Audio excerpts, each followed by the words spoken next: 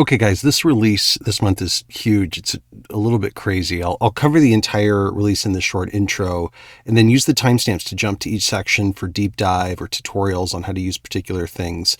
And just a reminder that the Patreon tiers have changed for this month just to accommodate all this new kinds of content and to give you guys some more flexibility in terms of like subscribing to what you want. So first, the new Foundry Basic tier includes a ton of new 2D content. So graves, graveyards, cemeteries, crypts, so above and below the earth. There's a new modular grave and crypt system. There's mausoleums and tombs with interactive elements. You can draw your own crypts directly in Foundry using the dungeon draw assets, and then you can add pieces to it, or you can just use some of the flexible hallways that are included with it. It includes drag and drop interactive elements like torches, sarcophagus lids, there's working doors, there's secret doors, there's a trap floor overlay, there's stair overlays that you can do a lot with. But we're going even further with some Michael Gelfi ambiances. So if you're looking for some great ambiances to go with your crypts, you've got them thanks to Michael. And there's also new scene artwork across the board for all the new scenes that were created. I'm also introducing 2D terrain overlays. So this lets you create instant texture on any 2D scenes with any number of these dozens of overlays here. So you can transform a flat map to a crevasse or a rocky terrain. You can add caves or ridges or paths or craters and other stuff to really any map, and you can stack them and combine them in really interesting ways, make them semi-transparent to make them more subtle or make them darker. So a lot of cool stuff there and a lot of new scenes that you have to play with right out of the box. They come with themselves artwork, sounds, weather, things like that. And then for the new Advanced Foundry tier, we have a major expansion of the 3D assets. So the most notable being the new 3D dungeon assets for building your own dungeon scenes. It's really a lot like having Dwarven Forge inside Foundry, but like way better and way more flexible. It comes with a bunch of new dungeon and temple props also that can be intermixed. They can be scaled. You can reskin them with different materials just with a single click. And there's new lighting and effects. There's even a working drag and drop teleporter to give your players that kind of amazing crescendo or intro to a boss fight. It comes with 5 new sample scenes with secrets and interactions inside them, a lot of magical effects. They're ready to be played now, or you can customize them themselves. It also shows you the flexibility of the system to create really completely different experiences with the same assets.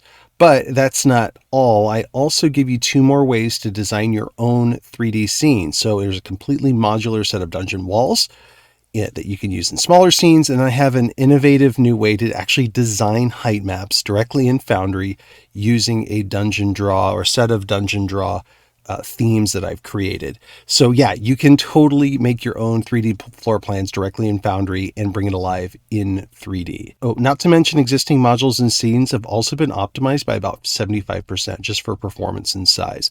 So see a huge reduction in the size of the Baileywiki 3D module as well. And some other big news, until further notice, Ripper's partnering with me to offer the 3D canvas module for free to Baileywiki Advanced Foundry tier Patreon. So if you're on the Advanced Foundry tier and you want to try out 3D, you can get Ripper's 3D canvas module, even the V10 version, for free. Oh, and the V10 version will be officially supported next month, but it works today as well if you want to try it out. And finally, for Dungeon Draft tiers, we have an expansion of assets to include more of that Kit Bash friendly colorable assets that we started last month. So specifically covering masonry, stair overlays, and some other areas as well. I'll explain all of that in detail, including the new Patreon tiers. So let's get started. So let's talk first what you need. Now, the major new content is in the temples. District 3, also Baileywiki Nuts and Bolts has an update, and then the Baileywiki Maps Towns module has a lot of the new content as well. So make sure that you have those installed. You can there's updated and corrected stuff in the other ones as well, so you can install those. But it'll basically give you compendiums for scenes and prefabs, and you're going to come right into here. This will be one of the first scenes that you can look at with the Graveyard release in District 3. And just a couple of things to point out. There's a lot of smart prefabs in here. So, for example, you can just drop any of these headstones in, and then you can use multi-face tiles to change them on the fly. You can also just use your tile picker as well to change them. and everything is listed, by a descriptive name with at least some of the artwork as the thumbnail, so you get an idea of what it is. But you just drag it onto your screen, assuming you have Token Attacher installed. The statues also come in two different varieties. They are both interchangeable as well, or you can just drag them out like that. And then you've got these sarcophagi. They've all got lids that are removable. All those lids can be changed. The interiors are also changeable. So these are all set up with Monk's active tiles. So you may decide that you want to disable the active tile, and you may want to assign a different sort of piece of artwork for it. But you can see how these are set up. You can change them and resave them as a prefab if you'd like to come up with something of your own design. But you can see there's just some common things that you can put inside of these, including treasure. There's even a blank tile if you want it to go blank. And of course, you can put any other tiles in there. You can put a sword or a body, use Forgotten Adventures or other artwork to drop inside of these. And you've just got these these crypts or these tombs that you can just drop in. Again, you can change the artwork and other things. And those are all inside the same folder to make it convenient to go in and look at them. Now, you also have all these mausoleums. They all have roofs, walls. They all have interiors that can be changeable. So they have these like special stairs that are just transparent. They pick up whatever's underneath them. And they're all sort of preset with at least the sound. You still have to add a teleport function to it, but you can also just delete the stair and not use it. Again, all the interiors are customizable just like before. Now, we also have all of these prefabs of decor. Some of them are smart, like this, for example. That fire is invisible to players until they activate the torch. Then it becomes visible. There's a sound and a light attached to it. You can just drag them in from your actor's compendium. And you can also switch it. You can switch off the animation. You just right-click that tile and you can make it a static tile. You may want to do that if you want to save on performance. I don't recommend having a lot of animated tiles on any particular scene, but they certainly work well when you use them judiciously, right? But then everything else you can kind of go through and peruse, right? There's this large sarcophagus that's got some walls built into it. And then there's also these interactive doors. And when you click on them, they can open. Of course, you can lock them and things like that. But this uses Monk's active tiles to make them change their style there so you can show that it's actually open. Now, there is one bug with Taggart right now, and that's that this particular field, this select tile field for the wall, does not update its hashtag. So when you drop those in until that bug is fixed, you just have to remember to come in and fix this hashtag. I'm actually going to show you a video of how to design your own crypt using all of these things, including all these secret passage pieces that you can drop in to make some really cool designs of things. And you can also change this from a secret passage that goes in the middle of the hallway to one that maybe is an egress into a larger room. Again, I'll have a separate video I'll link here to show you how to build your own crypts with these. But I do have ready-made maps that you can already use. This is another example of that smart tomb sarcophagus lid. There's also other pieces that you can just drop in and be able to make your tombs and your crypts any way that you want to. I'm just dragging in an example of one of these things where it's got a secret door already built into it, and just opening it up here, and I'm showing you the problem that I mentioned before, and is that didn't increment by 1. So I'd want to change that to a 1 when I drop it in. Everything else incremented properly, and then now we can actually interact with that wall, that secret door, and it will make that tile appear, and it's essentially make it look like that hallway suddenly just proceeds forward, whereas before it looked like it stopped to the players. And again, you just change from whether you want it to be in the middle of the hallway or whether it's going to egress into a larger room. That's why that tile shifts that way. Here's another one of those staircases. This already has the intelligence built into it. You just have to add teleportation. There's the sound of the footsteps walking when a player enters it, for example. And this one, you can right-click it and use multi-face tiles to change it from a down staircase to an up staircase. Just really easy. And it is transparent, so it'll pick up whatever ground is below it. And that's helpful if you want to deploy those staircases anywhere else in your world. There's also this Crypt tile set, which is just a bunch of tiles. They weren't really good enough to be prefabs on their own, but they are really helpful tiles that you can just drag into your scene, and then you can use them. So there's like little depressions and indents. There's this smart trap where you can put it anywhere and players can walk over it and all of a sudden get damaged by that falling, or you can turn it into a teleporter that teleports them to another space. You can hold down Alt and scale the size of it. So if you want it to stretch across a larger space, you can. And then there's these ready built rooms. I call this a boss room. It's got all of the components I just showed you just automatically put into the whole prefab. So if you don't want to mess around with adding things, you've kind of already got them. Of course, you can drop it in, turn on quick edit mode, and delete everything out of that scene and just use the base map, or drag in prefabs to create your own design. And again, I'll show you guys an example of that later. Here's another example of this drop-in room. Now, we also have a couple other things to mention. There's a new macro. It's an FX master. So it's a saved macro, what I call Crypt, Mist and Particles. And if you execute it, it will just automatically create this kind of magic thing. And then, of course, we have Michael Gelfi ambiances, which I think are amazing. You can drop these into a scene, stretch it over the whole scene. I'll show you an example when we build a map together. And these are just really great ambiances for you to use really everywhere. But they really set off the creepy feeling of the Crypt system. I also have dungeon draw themes, and that's to show you how you can draw your own floor plan for Crypts. I'm going to give you an example here, like I said before. And then we have all of these new backgrounds that actually interconnect if we want to, but they're also able to be used independently. And then all of the imagery that we now have for any new scene going forward, I should have imagery that you guys can use as handouts and things like that, just to help your players visualize, what the scene is that they're about to interact with. So really excited about that. Here's an example. Speaking of sample scenes, here is one of the graveyard scenes. This is the City of the Dead from above.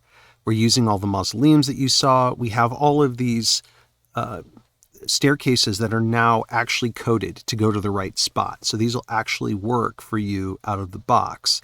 And there's 4 of them hidden in these mausoleums, and everything on here is modular, so you can move it around and change it, delete it, add more, that sort of thing.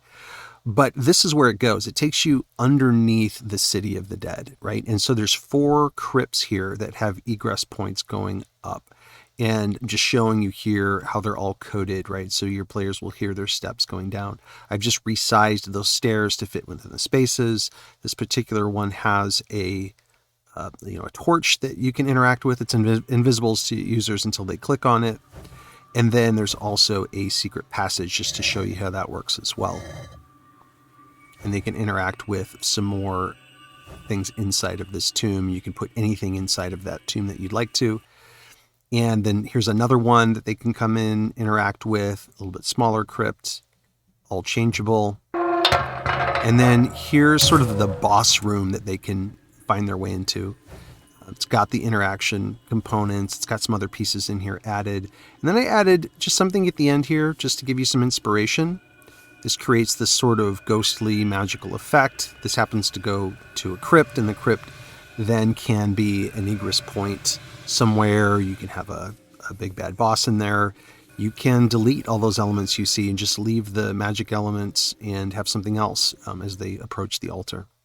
This is another sample scene built from all of these pieces and other town pieces. You can see the tree canopies and whatnot.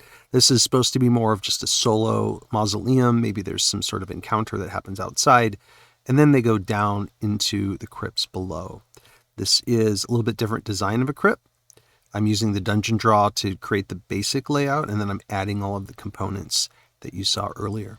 This one features a trap as the players get towards the end of this hallway. That floor breaks away. It damages them if they try to cross it, right? And they have to beat a DC dexterity check. If they finally make it into the room, you can see it's the same room we had before with a little bit different components, right? Just to change the layout, just to show you how you can change layouts. This becomes an egress point to another map.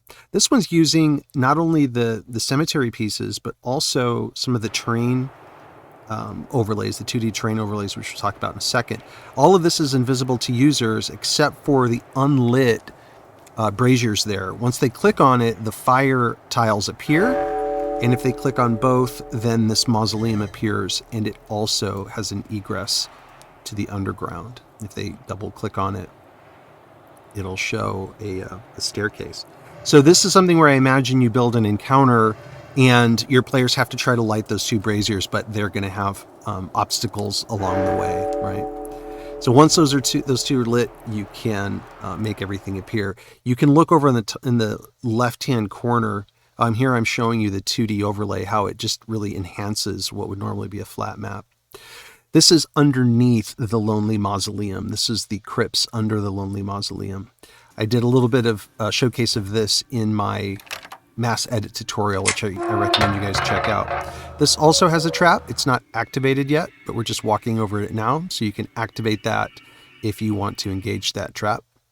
And here's just a little view into, so now it's active, and this just shows you, what's involved with this particular trap. Again, this is totally built off the modular pieces, so you can build something just like this or something very, very different. As we approach through the center column here, we find another trap. This is leveraging Gorgon's animated fire tile and damages you. Just to give you an example of what you can do, you can build and modify that trap or delete it entirely if you like. This just features more of the components that we've been working with. This mausoleum is housed inside of the crypt itself.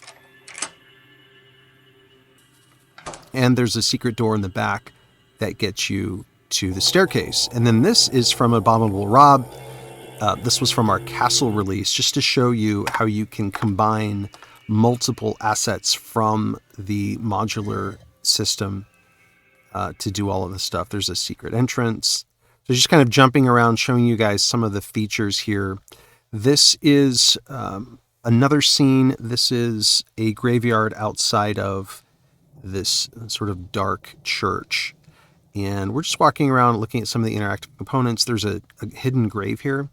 If you double click on that space, it will reveal it'll basically hide that top tile and reveal an open grave underneath it. Again, you can put other things in there, like a body, a coffin, or other stuff. And then as you approach that church, it's actually a facade. It's part of the system. You can hear the dark chanting, and then there's actually a multi-level token teleport that will take you from the church to the dark church, which is a map that you can import into your world. Now, 2Ds, this is all the 2D overlays. I just love these. The more I work with them, I'll be creating more of these. You can resize them, stretch them, put them in all kinds of different places. They are all transparent. And so they'll sit over any background. They'll sit on top of each other. You can stack them. They're super useful and really can take any map that you feel like is too flat and just do stuff with it. Notice you can change the opacity, and it really affects, how strong the overlay texture really gets applied. But you can, build crevices and all sorts of other things, put mountains on top of stuff. And if you look at the sample scenes, you'll see. Now, Fit Tile the Scene is actually something built by Ripper for his 3D stuff, but I find it really valuable with these. You can just hit that macro and it'll stretch one of these to the perfect width of your scene. So let's look at some of the examples. Here's one where it's a crater, but it's got multiple caves inside of it. These caves are really transparent right now, and they're set up in a way that if a player clicks on them, and you can add more intelligence to them, the cave will appear. I imagine this being a really fun map to have, like onkegs suddenly burst out of those and be able to attack your players. But just to show you some examples of how these things work together. Here is a tower on the other side of this ravine, and just showing off like multiple 2D overlays kind of stacked on top of each other. Here's a cave outside of which looks like some kind of mining camp that's set up. And again, just more components from different sets. Here's the cemetery backgrounds, but used for town and made to look more like a kind of a rural village. Here's one of the inns and taverns set in a snowy environment, and then here is a creek coming through the woods with a tower looming up over the back of it. And all of these scenes that you just saw, they have artwork that go with them, so you can really set the stage for what this might look like or feel like as your players approach. Here's the mine. There's the inn, the snowy inn that you saw, and there's the tower looming up over the forest. Now let's get into the 3D stuff. This is for the advanced Foundry tier.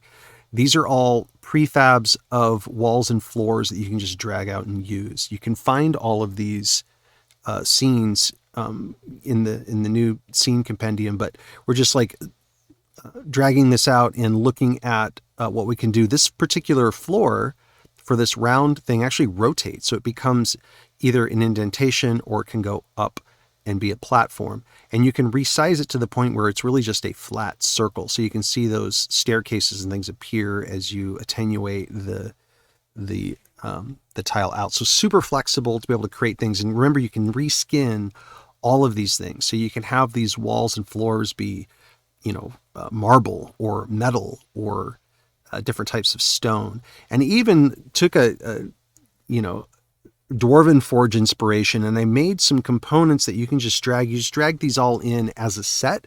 You release them from the prefabs, and you can make your own dungeons with them. You have to go small though, because it's a lot of tiles. Here's some of the new, or all of the new components. This happens to be a secret passage door, and it's configured that way. Everything is optimized for Foundry.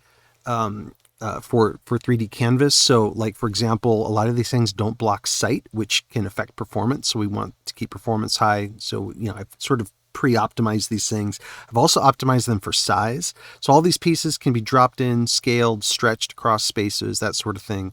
Some really flexible props that you guys will see here in a little bit. Just kind of common things that you would need in a dungeon. And just to give you guys some inspiration, I have a whole bunch more of these kinds of props in the pipeline to bring to you guys. This is just some examples of some temple pieces.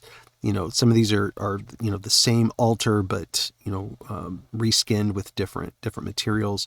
Here's a working teleporter that I just love. As the GM, you can, if you right click it and you manually engage it, you get this great teleporting effect. And what it does is it actually activates that square tile at the bottom. So that square tile is what does the teleporting, whereas the round component just activates it. So keep that in mind when you use it. This is an example, one of the sample scenes. I really like this scene. It just seems like the perfect place for an epic boss fight. It's got extremely interesting mood and ambiance. This just delights me to no end. It just shows you how you can use these materials. All the components I just showed you, this is what they look like. This is that same exact floor plan, just completely reskinned. So different assets deployed in a different way makes for an entirely new map.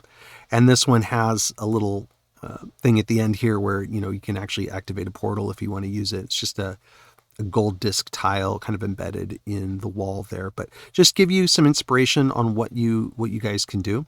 Here's another scene using all of the components you saw before. This is using some of the particle effects from 3D Canvas, where there's all these like hidden lights. And so what we can do is we can drag a player into this, and if they're standing close enough to that altar and they click it, then it cleanses this space, right? So it stops the old light, it starts the new kind of chanting in the background, it starts this new particle effect. And I think is just as far as like presenting players with something really fun, that just sounds great to me. Here's that exact same scene, but deployed in an entirely different way, right? So this just shows you how you can really change these components and drop in pillars and do all sorts of other stuff in a way that like is really, really helpful. Here's a player sort of trapped inside of this cage. Maybe you have somebody to rescue. But I just love it, right? So these couple of components just redone in different ways makes entirely different stuff. Now, this is really interesting to me. We're actually using Dungeon Draw to draw height maps. We can actually now make our own custom dungeons directly inside Foundry using Dungeon Draw. What I did was I created specific themes with Dungeon Draw that let you draw height maps. And even down to like there's some subtle shadows that create feathering that you kind of need to make the walls render properly. And we've got different variations of things, but this is what that looks like now pulled into 3D. So you can see, you can actually draw your own dungeons, and it's all one piece, and I'm going to show you, I'll link to it here, how to create this yourself. I'm going to go into detail to show you how to create these things, but it's so fun to create your own 3D maps directly in Foundry and then drop your players into it and navigate around. Of course, you can drop all of those assets in that you've already got with the 3D set. So you can have pillars and doors and magic items sitting on here. You can even change the floor. I'll show you a technique for changing the floor like this, where you can have a floor that's a different texture or color than the main walls. So really, really cool stuff as far as being able to build stuff. Here's an example of that exact system in use. So this is a sample scene that you have available to you, where the idea is you have kind of this main area that's where the main encounter would happen. But then this is just showing you one of those secret doors, right? So it's a wall component that's configured as a door with 3D canvas, so that when you have a player standing around it, they can't necessarily see it, but if they click on it, then, or you click on it as a GM, it'll open up and you can see it takes them back to the secret room, which you can replace. You can put treasure back there and any number of things. And just a reminder, everything's been optimized. And then we also have thumbnails now for every 3D scene that was deployed last time. So you've got a lot of stuff to work with. Replace your scenes with these, because I had to break a lot of the file paths to the models just to make it all work. But hopefully you guys have fun with this whole release. This was a lot of fun. I think you guys will have a great time with it. And let me know in the comments, what you end up doing with it. But I'd love to see you on my Discord at some point and showing me the cool stuff that you guys are inventing. In the meantime, watch those tutorials if you want a deep dive into how to use some of this stuff, and otherwise have fun making your maps.